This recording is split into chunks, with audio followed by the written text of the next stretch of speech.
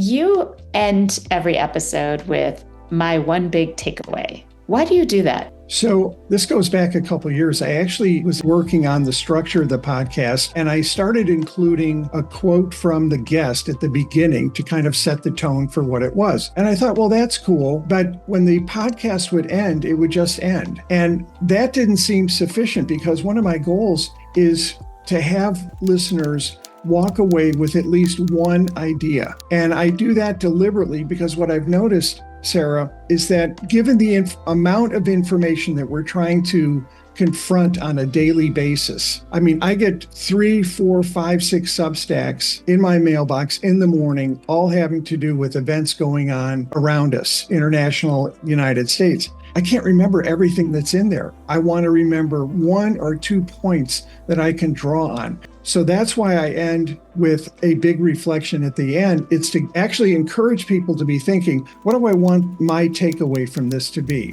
I've spent 45 minutes listening to this interview with Jeff and somebody else. What's my takeaway? What am I walking away with? Because there could be any number of takeaways. I'm just giving you mine, but I always ask at the end, what are you thinking about?